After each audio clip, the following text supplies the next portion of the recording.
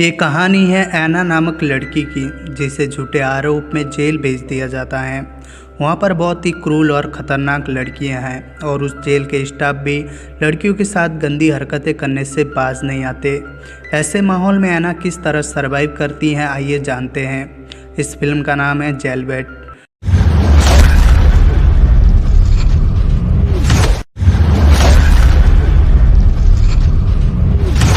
Movie के शुरुआत में हमें ऐना नामक लड़की को दिखाया जाता है जिसके पिता गुजर चुके थे, इसलिए उसकी मॉम ने दूसरी शादी कर ली थी। उसका स्टेप फादर हमेशा उसका शोषण किया करता था और मारता पिटता रहता था। उसकी मॉम ये सब देखकर भी अनजान बनी रहती है। ऐना को छेलो बजाना बहुत पसंद था, वह बहुत अच्छा छेलो बजाती थी। ऐसे ही एक दिन ऐना छेलो बजा रही होती हैं, तभी उसका स्टेप फादर शराब पीकर उसके कमरे में आता है और उसके साथ ज़बरदस्ती करने लगता है। इसी दौरान जब ऐना उसे अपने ऊपर से हटाने के लिए उसे धक्का देती है तो उसका स्टेप फादर एक नुकीली चीज़ से टकराता है और गलती से उसकी मौत हो जाती है। उसके मरने के बाद पुलिस ऐना को अरेस्ट कर लेती है। कुछ दिन बाद अदालत में मुकदमा किया जाता है, जहां ऐना सफाई देते हुए कहती हैं कि उसने अपने स्टेप फादर को नहीं मारा, वो तो बस खुद को बचाना चाहती थी। इसी कोशिश में गलती से स्टेप फादर की मौत हो गई थी। साथ में और जज को उसके स्टेप फादर के अश्लील व्यवहार के बारे में भी बताती हैं, पर उसकी मां कहती हैं कि ये झूठ बोल रही हैं। इसके स्टेप फादर इसके साथ ऐसा कुछ भी नहीं करते थे। इन सब बातों से बिना किसी गलती के ऐना गुनहगार साबित हो जाती हैं। उसके बाद जज उसे 4 से 9 साल तक बाल सुधार गृह में रखने का फैसला सुनाती है। उसके बाद ऐना को जेल ले जाया जाता है। जेल का वार्डन उन्हें कुछ इंस्ट्रक्शन देता है। इसका नाम है फ्रैंक। ये बहुत घटिया आदमी है। मैं ऐसा ये क्यों बोल रहा हूँ ये तुम्हें आगे पता चल जाएगा। फ्रैंक के इंस्ट्रक्शन के बाद ऐना को उसका रूम दे दिया जाता है। उसके रूम में उसकी रूममेट भी होती हैं जिसका नाम है जीनी। जीनी बहुत कम बातचीत करती हैं। अगले दिन जब जीनी सोकर उठती है तो वह ऐना को देखकर अपनी बिल्ली पर उंगलियां चलाने लगती हैं, जिसे देखकर हमें पता चलता है कि जीनी को लड़कियों में ज़्यादा इंटरेस्ट है। दिन को जब ऐना ग्राउंड में टहल रही होती है तभी उसके पास कोड़ी आती है। वह उसकी फ्रेंड बनने की कोशिश करती हैं, लेकिन ऐना इसमें कोई इंटरेस्ट नहीं दिखाती। आगे कोड़ी उस जेल के नियम बताती हैं कि इस जेल में सभी के अपने अपने ग्रुप हैं। अगर तुम्हें जिंदा रहना है तो ग्रुप में रहना होगा, अगर अकेली रहोगी तो लोग तुम्हें मार देंगे। ऐना उसकी कोई बात नहीं सुनती और कहती हैं कि मैं अकेली रहना चाहती हूँ। कोड़ी कोई दफ़ा उसे उसकी टीम में शामिल करने की कोशिश करती हैं, पर जब ऐना उसकी कोई बात नहीं मानती तो कोड़ी की दोस्त मिलकर उसे बहुत मारती हैं, जिससे उसे बहुत चोट लगती है। उसे डॉक्टर के पास ले जाया जाता है। उसका इलाज हो जाने के बाद वो उस जेल के वार्डन के पास जाती हैं। वो आज जो हुआ इस बात को लेकर उससे मदद मांगती है तो फ्रैंक कहता है कि मैं तुम्हारी मदद करूँगा, पर इसके लिए तुम्हें पहले मुझे खुश करना होगा। जब ऐना उसके साथ कुछ भी करने से मना कर देती हैं तो फ्रैंक उसकी बिना मदद किए उसे उसके रूम में भेज देता है, जिससे ऐना काफ़ी दुखी हो जाती हैं और रोने लगती हैं। जिन्हें उसकी रूममेट उसे बताती हैं कि यहाँ सभी लोग ऐसे ही हैं, कोई तुम्हारी मदद नहीं करेगा। उसके बाद वे दोनों वहीं पर चुम्मा चाटी करने लग जाती हैं। अगले दिन ऐना को क्लासरूम में ले जाया जाता है, जहाँ पर एक काली लड़की की नज़र उस पर होती है। हाफ छुट्टी के दौरान ग्राउंड में वो काली लड़की ऐना के साथ बदतमीज़ी करने लगती है, पर ऐना अकेली थी इसलिए वह कुछ भी नहीं कर पाती। अब उसे समझ में आ जाता है कि अगर यहाँ जिंदा रहना है तो किसी न किसी के ग्रुप में रहना होगा, इसलिए वह कोड़ी के ग्रुप में शामिल होने के लिए उसके पास आती हैं। कोड़ी को ऐना बहुत पसंद थी, इसलिए वह उसे अपने ग्रुप में ज्वाइन कर लेती हैं। कोड़ी के वहाँ के स्टाफ से काफ़ी अच्छी जान पहचान भी थी, इसलिए वे स्टाफ उसे नशा मुहैया कराते थे। कोड़ी ऐना को भी नशा करवाती हैं और उससे बोलती हैं कि जिस काली लड़की ने तेरे साथ बदतमीजी की थी उसे मार कर आओ और हम वीडियो बनाएंगे।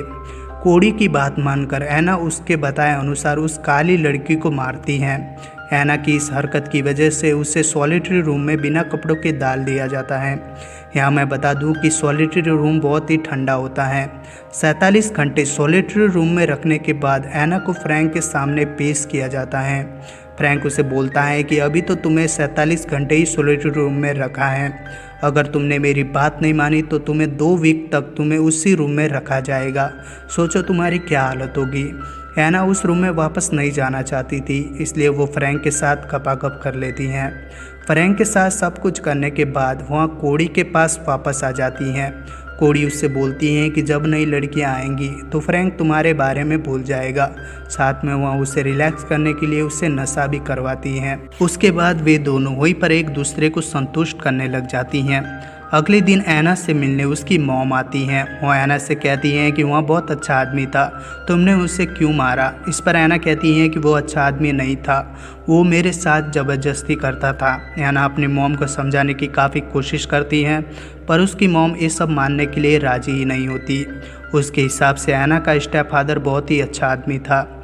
ऐना की मॉम वहाँ से चली जाती हैं। उस दिन जब ऐना कोड़ी के साथ बैठी हुई होती हैं, तभी हुई काली लड़की उसे मारने आती है और उन दो ग्रुप के बीच फाइट होने लगता है। इन हरकतों की वजह से ऐना को फिर फ्रैंक के सामने पेश किया जाता है। फ्रैंक भी उसे नशा करवाता है और उसके साथ खपाखप करता है। काम खत्म होने के बाद नशे की हालत में ऐना अपने रूम में आती है, जहाँ उसकी अपनी रूममेट जीनी से लड़ाई होती है। उसके बाद उसे वापस फ्रैंक के सामने पेश किया जाता है। फ्रैंक उससे कहता है कि मैं तुम्हारे बार बार यहाँ आने से परेशान हो गया हूँ। अगर हमारे बारे में तुमने किसी को बताया तो मैं तुम्हें ऐसी जगह भेज दूंगा जहाँ तुम्हारा जीना मरना मुश्किल हो जाएगा। इसी गुस्से में ऐना कोड़ी के पास आती हैं और नशा करती हैं। कोड़ी उससे कहती हैं कि मैं तुम्हें हमेशा नशा नहीं करा सकती, तुम्हें खुद खरीदना होगा। यहाँ पर ऐना कहती हैं कि मैं अकेले रहना चाहती हूँ। इसी बात पर कोड़ी और ऐना में मतभेद हो जाता है। अगले दिन ऐना एक लड़की के पास जाती हैं जो नशा बेचती हैं। वह उससे ड्रग खरीदती है और नशा करके पड़ी रहती हैं। जीनी और कोड़ी उसे समझाने की कोशिश करती हैं, पर ऐना किसी की नहीं सुनती। इसलिए कोड़ी उसे अपने टीम से निकाल देती हैं। टीम से निकालने के बाद वो काली लड़की का ग्रुप उसे बहुत बुरी तरह से मारता है, जिसे ऐना को हॉस्पिटल में लाया जाता है। अब ऐना ड्रग की आदी हो चुकी थी, वहाँ दिन भर इंजेक्शन लेके पड़ी रहती थी। उसकी दोस्त जूनी उससे समझाने की कोशिश करती हैं, पर वहाँ उसकी एक नहीं सुनती। वहाँ उस काली लड़की से लड़ाई करती हैं। उसके बाद उसे सज़ा के तौर पर सॉलिटरी रूम में डाल दिया जाता है। फ्रैंक उसे अपने साथ सोने का ऑफ़र देता है। ऐना की भी सॉलिटरी रूम में हालत ख़राब हो रही थी, इसलिए वह फ्रैंक के साथ ऑफ़र को एक्सेप्ट कर लेती हैं। जब ऐना अपने रूम में आती हैं तो कोड़ी वहाँ आती हैं और उससे पूछती हैं कि तुम मेरी दोस्त बनना चाहती हो या मेरी दुश्मन। इसका ऐना जवाब देती है कि मैं अकेली रहना चाहती हूँ। उसके बाद ऐना अपनी रूममेट जीनी के साथ मज़ा लेने लगती हैं। अगले दिन जीनी और ऐना ग्राउंड में घूम रही होती हैं। ऐना ने ड्रग छोड़ने का फैसला लिया होता है, पर वहाँ उसकी आदी हो चुकी थी। वहाँ खुद को रोक नहीं पाती और इंजेक्शन लगाने चली जाती हैं।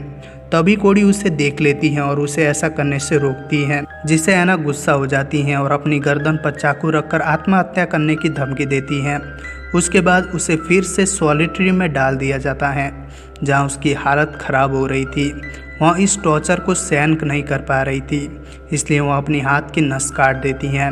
इसके कारण उसे मेंटल हॉस्पिटल में भर्ती कर दिया जाता है, जहाँ की डॉक्टर उससे पूछती हैं कि तुम क्यों मरना चाहती हो। इस पर ऐना कहती हैं कि मैं मरना नहीं चाहती थी, मैं बस उस कमरे से बाहर निकलना चाहती थी।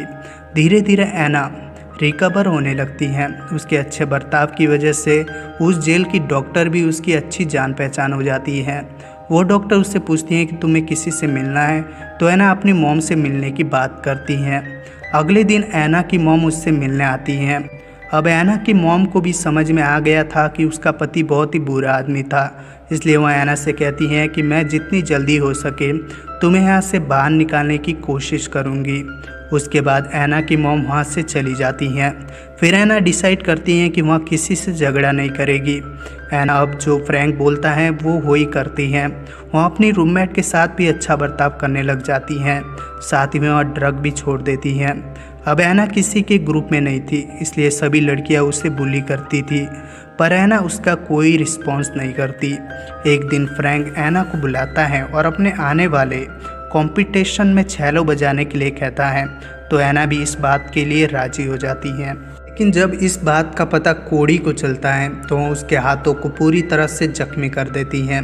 यहाँ पर हमें ये भी पता चलता है कि ये जो लड़कियाँ कर रही थी इसके पीछे फ्रैंक का ही हाथ था, इसलिए वह डॉक्टर जैन से मिलने जाती हैं और उससे फ्रैंक की सारी करतूतों के बारे में बताती हैं। जैन भी ऐना की मदद करने के लिए राजी हो जाती हैं। ये सब फ्रैंक अपनी सिक्योरिटी कैमरे में देख रहा होता है। वहाँ लड़कियों को भेजकर जैन की हत्या करवा देता है। अब ऐना होपलेस हो गई थी। कुछ दिनों बाद टैलेंट शो आता है जिसमें ऐना के हाथ जख्मी होने के बावजूद भी वह बहुत अच्छा छेलो बजाती हैं। टैलेंट शो खत्म होने के बाद फ्रैंक ऐना के पास आता है और उससे कहता है कि बहुत जल्दी हियरिंग आने वाला है। वह उसके बारे में सीनियर से बात करके उसे आज़ाद करवा देगा। आगे वे दोनों वही जगह पर गपागप करने लग जाते हैं। जब ऐना रूम में आती है तो वहाँ जीनी को बताती हैं कि मेरी 2 वीक में हियरिंग है, मैं आज़ाद होने वाली हूँ। इस पर जीनी कहती हैं कि फ्रैंक झूठ बोलता है, उसकी बात पर ज़रा भी विश्वास नहीं करना, वो बहुत बुरा आदमी है। ये सुनकर वो कोड़ी के पास आती हैं और उससे बोलती हैं कि या तो तुम मुझे मार दो या मेरी मदद करो। कोड़ी उसे बहुत पसंद करती थी, इसलिए वो उसकी मदद करने के लिए मान जाती हैं। ऐना कोड़ी से वीडियो रिकॉर्ड करने की डिवाइस मांगती है ताकि जब फ्रैंक उसके साथ संबंध बनाए तो वह उसका वीडियो बनाकर उसके हियरिंग के दिन वो उस दूसरे सीनियर पुलिस ऑफिसर को बता सके।